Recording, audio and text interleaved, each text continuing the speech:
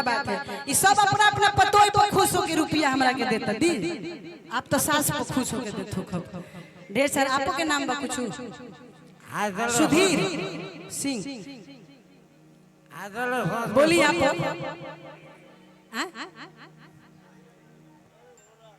सिपाही राय के बेटी, क्या बात है। हम तनी कम सुनी ला, तेज बोलल करी जा भाई।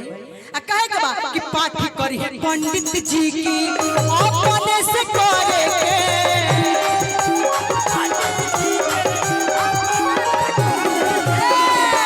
आई देखी मैं पतोई सास के तरफ से बबलू और दीपक कुमार। जानते नहीं दादी धनंजय जी जितना चाची लोग की तरफ से पैसा आवता ये सब अपना अपना बेटा के नाम रखा होता। काहे खातिर? ताकि माई लोग के सद्बुद्धि दे, अपन कृपा बनौले रख। माई के देखिए ये दिल होला, माई के दरबार में आइल बजा अपना खातिर नहीं की दे कुछ मांगो, अपना पतोई खातिर, अपना बेटी खातिर, अपना बेटा खातिर, अपना दामाद खातिर। आ फिर भी वो लोग ना बुझिए तो कितना दुख लगे। कहे के बा कि पाठी करी है पंडित जी की अपने से करे के।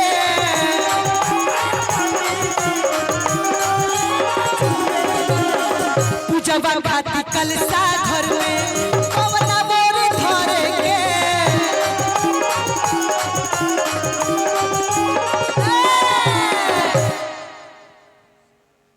सोनू कुमार की मम्मी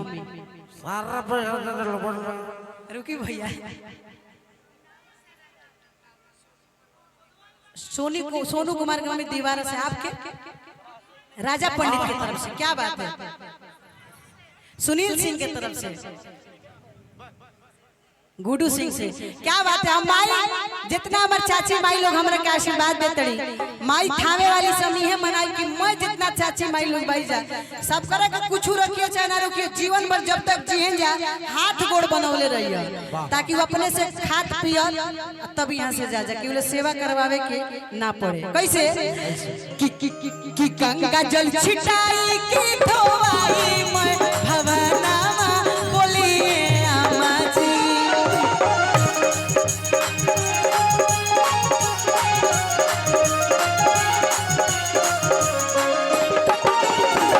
गंगा जल छिटाई की धोवाई मैं भवना बोलिए आमा जी।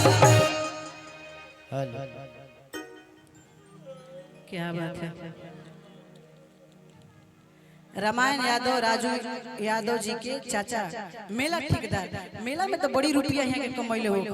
प्रोग्राम बढ़िया हो के पैसा मत दिले ना, रुपया खाली दी जा, पैसा दे लो तो गाई लो नहीं ले। सुनी ना यही में कहेगा बा ना भाई। देखिए आशीर्वाद प्यार में जरूरी है का धनंजय जी। ये देखिए रुपया करके मत बूझी, ये आशीर्वाद बूझी। दी ठीक है। दीपक और बीरू की तरफ से बहुत सारा आशीर्वाद, माई की कृपा आप पे सदा बना रहे। चाची की तरफ से ढेर सारा आशीर्वाद, बार बार प्रणाम। कहेगा कि गंगा जल छिटाई की धोवाई मैं भवना बोलिए आमा जी।